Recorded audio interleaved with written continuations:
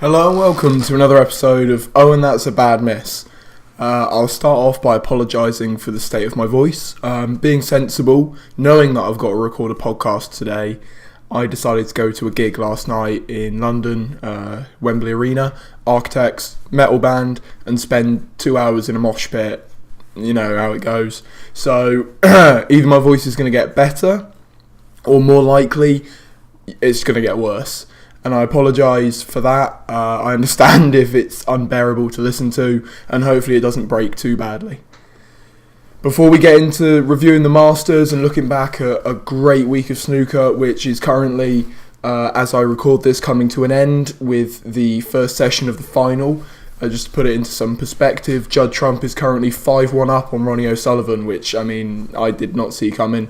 O'Sullivan has just missed a red into the corner pocket. Trump is already 46 points ahead in this frame, so it looks like it could be 6-1 Trump already, leaving one frame left of this session. And from 6-1, O'Sullivan's good, but I don't think he can stop Trump from winning his first Triple Crown. Is it his first Triple Crown? His first Masters, at least. Yeah, before I get into the snooker, I got to mention Reddit, our sponsors, reddit.com/r/snooker. We just surpassed 9,000 subscribers during this tournament. I think we've gone up 300 in the last week.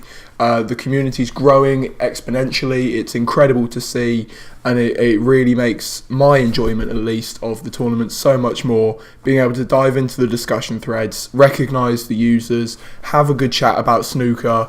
So if you find that interesting, just pop over there, reddit.com/r/snooker, and have a look at the latest discussion thread for the Masters final and the discussion thread for the whole tournament.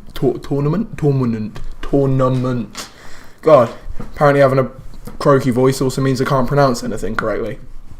Okay, so going through the matches for the first round of the snooker, definitely not just typing it in because I forgot which order they happened. The Masters this year, obviously spectacular. The crowd, I think, has been really impressive this year at Ali Pali. It is a hell of an arena, and I love it. Anyway, on to the first round. It's best of 11, which always feels a bit strange, being it like the matches seem to sometimes end before they really get going. I'd probably prefer a best of 15 maybe for the first rounds. I think it used to be a lot longer, and they cut it down in the last few years. But the first match was obviously the defending champion Mark Allen coming up against Luca Bressel, who has had a pretty terrible season. He is the 15th ranked player out of the top 16, so he's only just making it into this tournament at all. But Luca Bressel won a deciding frame against Mark Allen, and Mark Allen never really seemed to be firing on all pistons, but Luca Bressel was impressive this tournament. There's a few players who really impressed me with the way they've turned around their seasons, and yeah, it's nice to see, because I think I went into it in my preview. If you didn't listen to that, that's the last episode. It's only a quick mini cast, so I know it's not exactly relevant, but it's worth having a quick listen to see just how wrong I was, because I was very, very wrong.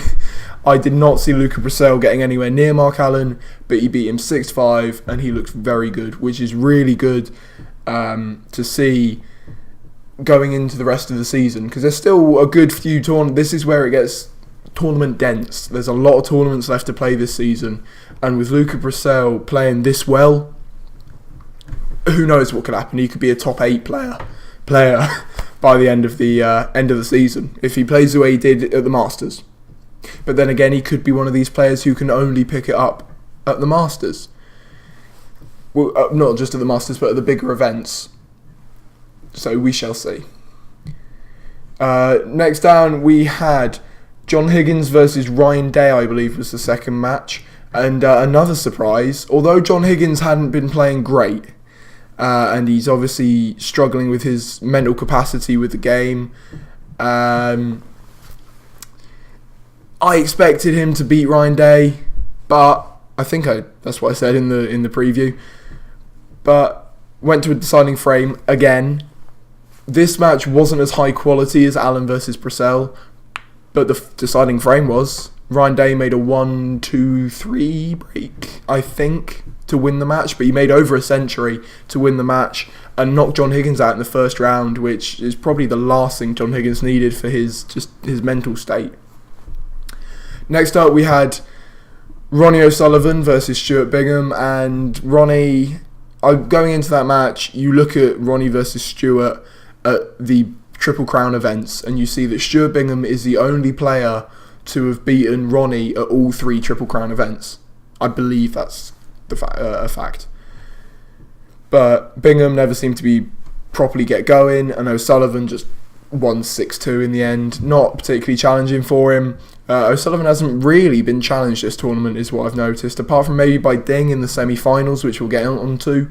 Other than that, Ronnie's played well, but not spectacularly, but he hasn't really needed to make it through. I can't remember which order these came in, so I'm just going to do them as they appear. Speaking of players like Luca Brissell, who have improved this tournament compared to the rest of the season, Ding Junhui, my man. I love Ding. Going back when I was a kid, watching him play, he was always my favourite. I don't know why. I think it was something to do with being quite a quiet child myself and just seeing him being the sort of quiet lad in the corner. And watching him now come out at Ali Pali, he is loving it. He's loving his walk-on. His walk-on's the most entertaining walk-on I see, because he's high-fiving everyone, fist bump, handshake. He's got this big old grin on his face. If you go back 10 years and look at Ding Junhui 10 years ago and tell me that's the same man who is walking down high-fiving and everything, and you watch Ding 10 years ago when he debuted quietly, no emotion on his face, he's a changed man. He's looking so happy, and he's got so much going on outside of snooker. It's just nice to see players happy, just on a personal level, and I'm happy for Ding, and I'm glad that his form seems to be reappearing. His break building was impressive in this match, and he wiped the floor with Jack Lazowski. Jack Lazowski is his debut at the Masters. Obviously, I think maybe the occasion became a bit too much for him. He's still young. I think he's, 23? And Ding won 6-1. It is what it is. Jack will be back next year, I guarantee it. And Jack will make it further in future years. He's a great player. Up next, we had Mark Selby returning. And before this, I told you guys that he needed this to go well. He needed the Masters as a confidence boost. He's barely played this season, but when he has, it's not been good. And it was good. The first round against Stephen Maguire, Mark Selby was spectacular. What was it? 3 centuries and an over 90 break to win 6-2 against Stephen Maguire. Spectacular. That's the Mark Selby that won 3 world titles. That's the Mark Selby that's the world number 1 for a reason. That's the man who goes over to China and wipes the floor and sticks at world number 1 for 4, 5, 6 years at a time. That's the Mark Selby we love to watch. And he can break build. A lot of people say he's a slow player. He's methodical. He'll break you down if you're his opponent.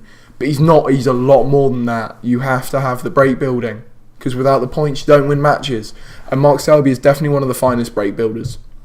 He's not the sort who's going to try and pot himself out of trouble. He will use his incredible safety play to force you to make a mistake, to force his opponent to cock it up and leave him a pot. But when he's in, he's in. And that's why Mark Selby made it through the next round. And God, that was good to see. Next round, that wasn't quite the same story, but you know, we'll get there. Let's just be happy for the first round. Let's be happy for a couple of minutes, please. We'll be happy. God, I want Mark Selby to come back to his best. Up next, we had probably the match with the most expectation. God, I can't use the English language today. It was Judd Trump versus Kyron Wilson, and obviously this tournament was mainly focused on off the table because the two don't see eye to eye, and you could tell just as soon as the match started, that little handshake. I know it's strange to be looking at snooker and analysing a handshake, but my God, that was just a quick little shake, no eye contact, no well wishes, just got to do this, otherwise we get a fine.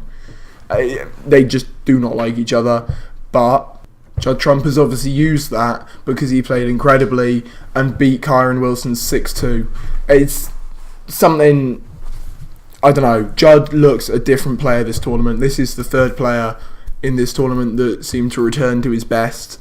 Fourth player, we had Mark Selby, Ding Junhui, Luca Brissell. It's full of shocks, this tournament, but very much welcome shocks, because having Judd Trump sort of settle down, he didn't seem to be smacking the ball around. If he did do a little bit of cheeky snooker, it was right at the end of the frame. There was never that bit where he went into the pack of reds too early. There was never that bit where he took the shot he shouldn't have.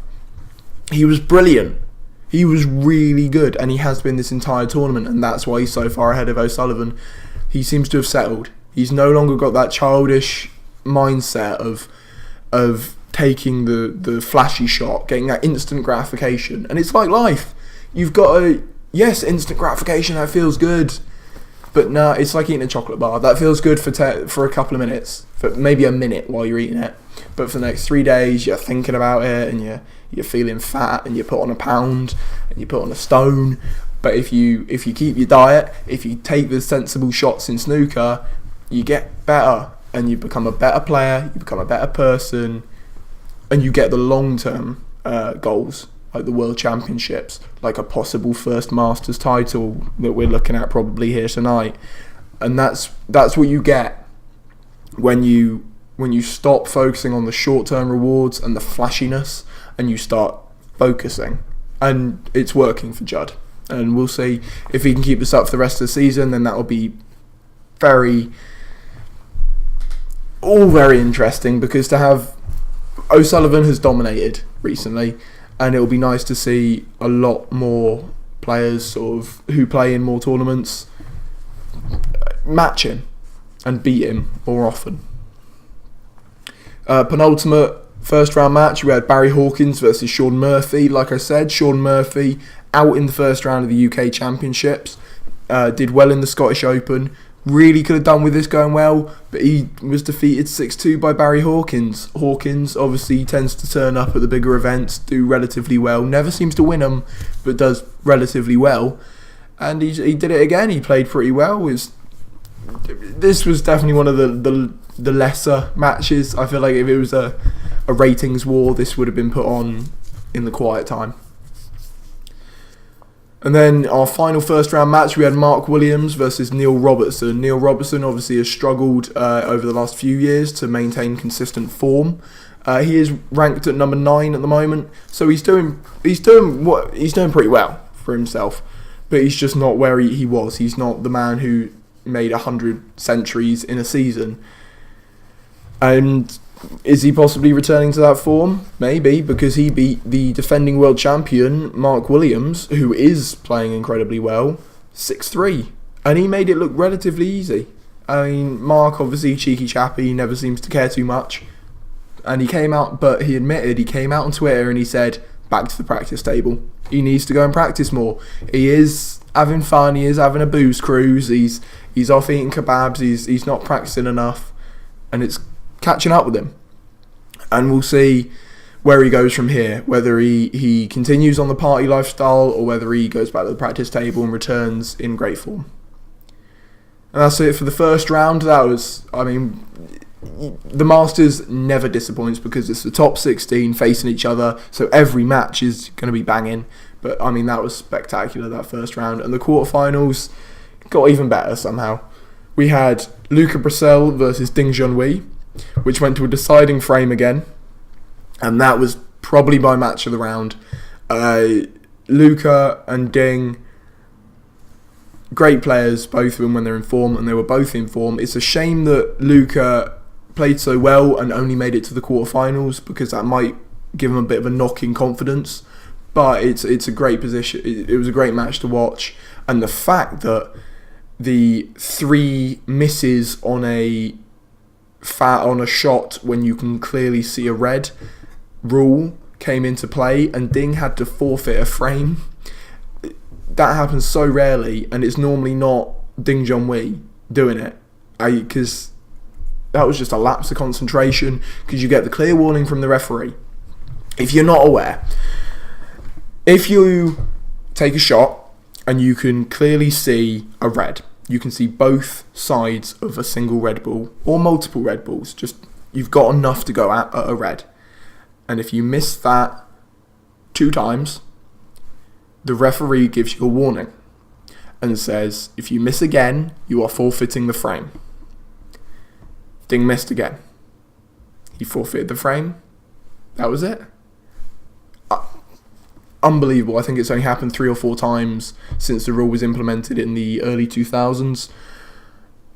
It was to avoid cheating, if you're wondering, because obviously back in the 70s and 80s, people would just sort of, if they couldn't get a good safety shot, they just sort of miss on purpose and give away the 4 points, and that was it. And that's why the missed rule came in and this rule came in. And it doesn't often come into play because once you get that warning from the ref, you're going to take an easier shot, make sure you hit it.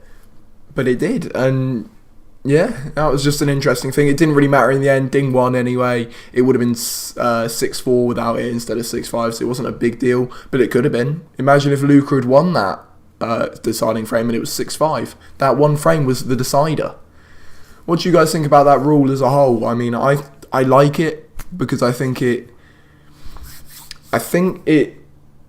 be horrible if the ref didn't give a warning, but because the ref gives a warning, the players sort of sat there and has to go, no, I really need to fucking hit this. I do need to hit this, and then they'll take the an easier shot, which may leave their opponent in a more favourable position. But that's the game. Next quarterfinal was Ryan Day versus Ronnie O'Sullivan, another player who just didn't turn up to face Ronnie. Ryan lost 6-3. He got an extra frame against him than Stuart Bingham did, but Ronnie never seemed to be any doubt, and neither did anyone else. Everyone sort of knew Ronnie was winning it, and Ryan didn't really put up much of a fight, sadly. Ryan, great player, inconsistent, I think I'd describe him as. If he gets consistency, you could definitely see him become the top 8 player, but until then, don't see it happening. Next up, we had Mark Selby versus Judd Trump. 2 incredible players historically, but this season less so, against each other in the quarterfinals, but providing the perfect opportunity for the both of them to show why they are in the position they are, why Mark Selby's world number 1, why Judd Trump is thought to be one of the best players. And Mark Selby fell apart. Despite performing so well in the previous round, he was horrific. He was the old Selby. He was the new Selby. I mean, he was missing easy shots. He wasn't break building. His safety play wasn't there, and that's what he does. That's what Mark Selby does, and it wasn't there. And Judd Trump wiped the floor with him, 6-2. Which, I mean, Judd, great player, obviously, but yeah, Mark Selby. It's disappointing. It is sad to see something like that happen to a player so incredible and who has worked so hard over so many years to create such a legacy, and it was so instant. It just seems over the last couple of seasons it's just, he's still world number 1, but this reinforces my thoughts that he won't be come the end of the season. Final quarterfinal was Barry Hawkins versus Neil Robertson, and Robertson again came out playing like he used to. Barry Hawkins played relatively well, made a few mistakes, and this, sadly, was the first match of the tournament without a century break, because I had 20 quid on a 40 to 1 bet that there would be a century in every match. Devastated I was. I made it all the way to the final quarterfinal, only had 4 more matches that needed a century, and I would have won 800 quid. Thanks, Neil. Thanks, Barry. You know. So if you want to send that money my way, I'm not gonna complain. But yeah, other than that, solid match. No century, but obviously that's not what snooker's all about. They both played relatively well, but Neil just took it in the end. That's snooker, that's sport, isn't it? You can both play relatively well, it's just whoever makes the smaller mistakes. And now on to the semi-finals, we had Ding Junhui versus Ronnie O'Sullivan, and my god, that's a match you love to hear, because those two always have classics, whether it's the Masters, where Ding ended up crying at the end of the match and Ronnie consoling him, or it's the World Championships from a couple of years ago where Ding finally got the better of his idol on the biggest stage of them all. They're always great together, and you can tell there is a lot of love between the two of them, especially, obviously, between Ding and Ronnie, from Ding to Ronnie, because Ding idolises the man. He grew up watching him, he loves him, but now Ronnie clearly cares for Ding, because at the end of the match, Ronnie wins 6-3, Ding misses a 147 attempt, but Ronnie was cheering him on the whole way. And Ronnie at the end, you can see as the cameras followed him behind the scenes, BBC Sport put up a little video, and it was Ronnie looking at him, tapping him on the chest and going, "When I retire, I'll help you. You're great." And it's just like, it's so nice to see that sportsmanship. You don't get that in other sports. It's snooker. It's such a beautiful sport. Excuse me. It's such a beautiful sport. And the relationship between those two is great to watch. And as a huge Ding fan, I hope one day he wins the Worlds. If it doesn't happen, I think it might be one of those Jimmy White situations where it's a bit of a blemish on his career. But Ding, fucking love the lad. The other semi-final was between Judd Trump and Neil Robertson, which was a lot more of a nervy affair. Both players were sort of clearly in a position to prove themselves. Neil obviously has won the Masters before, but hasn't been in a position to win it for a few years and wanted to make it back to the final. Judd, never been to a final, so both very nervy, but Judd took the opportunities and won 6-4 in the end, in what was a pretty solid match. And Neil Robertson, if he's another one of these players, if he can turn it around this season and use this as a springboard, then I'll be happy to see him rank higher and higher and higher and win more tournaments. And more major tournaments, because he seems to win a lot of the smaller ones. Like, he's won the Riga Masters a few times, he's won the Scottish Open. I'd like to see him win some more larger tournaments. But that left the final of Ronnie O'Sullivan and Judd Trump. And as I mentioned at the beginning of the podcast, I've got this on the other monitor, and it's currently 6-1 to Trump. Trump's in amongst the balls, 47-4 points up. And it looks like he's probably going to be going in to the evening session 7-1 up, only needing 3, when O'Sullivan will need 9 to win. So it looks like our Masters champion 2019 will be Judd Trump. If I'm wrong, my God, what an upset that'd be. But we shall see. I think I'll be uploading this probably before the evening session starts, or maybe just as it starts, depending on, logistics and everything. You guys have no idea. I thought when I started these things it'd be easy, but you got to upload to so many different platforms. You got to have different file types. You got to have the video for YouTube. I got to have the thumbnails. I got to have Spotify, Podbean. Sort out the RSS feed. I got to sort out iTunes. I got to sort out SoundCloud. So it takes a little while. The recording of it is probably the shortest and most enjoyable part of making a podcast. But as long as you guys are enjoying it, and I've had some lovely feedback from you guys over the last few weeks, as long as you're enjoying it, it's worth it to me. And if you want to do me a favour, you can subscribe on your platform of choice, YouTube, iTunes, leave me a rating and a review, because apparently that boosts me up the algorithm, as I know I'm having trouble with that because I didn't put snooker in the title of my podcast, because I'm an idiot. So when you type snooker in on iTunes, it doesn't come up. Probably, that's my tip. Anyone starting a podcast, put the subject in the title, because unless you put in, "Oh, and that's a bad miss," mine doesn't come up when you type in snooker. Idiot. So there you go, podcasting tips 101 with Charlie. I hope you guys have enjoyed this episode. Not much more else for me to say. Next week's episode will probably be a preview of the German Masters and a catch-up of the Champions League, I believe. I think that's where we'll be. And after that, we'll be at the Welsh Open, I think. And I will be at the Welsh Open. I might do a podcast on the scene. Thank you guys for listening. Trying to think if there's anything else I need to tell you. I don't think there is. Should probably have prepared this beforehand. This outro is now dragging on as we head towards 25 minutes of the podcast. Yeah, my voice held up, I think. Sorry again if it's absolutely unbearable to listen to. even more than normal, because I know my voice ain't exactly pretty. Yeah. Hopefully next week the voice will have recovered. I'm not planning on going to any more gigs, although I do have a gig in February. Yeah, so look forward to that one.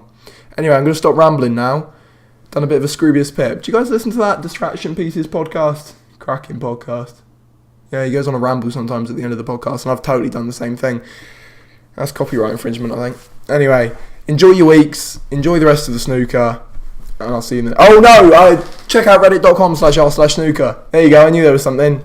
The outro sponsor plug. Check out reddit.com/r/snooker for a place to discuss all your favourite snooker subjects, apart from who's the best of all time, because... Oh my god, I'm fed up of having that conversation now.